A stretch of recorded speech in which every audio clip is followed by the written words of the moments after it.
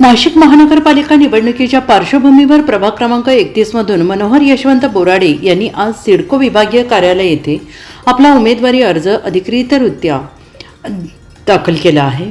त्यांच्या समर्थकांनी तसेच कार्यकर्त्यांनी मोठ्या संख्येने उपस्थिती लावली होती।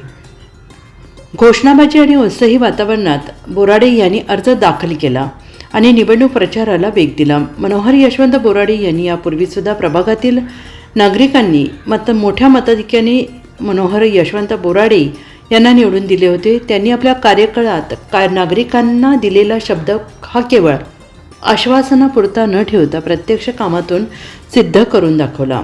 प्रभागातील रस्ते, गटारी, पाणीपुरवठा, स्वच्छता, स्ट्रीट लाईट, उद्याने तसेच मूलभूत नागरी सुविधांच्या विकासासाठी त्यांनी सातत्याने पाठपुरावा केला। तसेच सामाजिक, शैक्षणिक आणि आरोग्यविषयक उपक्रमांच्या माध्यमातून त्यांनी नागरिकांशी थेट संपर्क ठेवत जनतेचा विश्वास संपादन केला। 2007 ते 2012 या दरम्यान मी वार्ड क्रमांक 100 मधून नगरसेवक होतो। त्यामध्ये पिंपळगाव, दाडेगाव, पाथर्डी, वासननगर, चेतनानगर, सद्गुरुनगर असा हा माझा पूर्वीचाच प्रभाग आहे। त्यावेळेला एवढा सुधार नव्हता, वस्ती होत्या, परंतु रस्ते, लाईट, पाणी, घर तिथं रस्ता, घर तिथं लाईट, घर तिथं पाणी देण्याचा मी प्रयत्न केले। 5 वर्षामध्ये 110 करोड रुपयाची कामं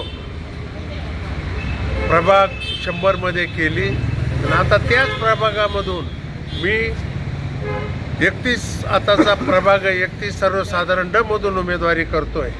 तर माझी सर्व मतदार आणि नागरिकांना विनंती आहे की मी भारतीय जनता पक्षाच्या वतीनं उमेदवारी करतोय आणि आपल्या सगळ्यांचा मला आशीर्वाद, प्रेम, सदिच्छा हवी।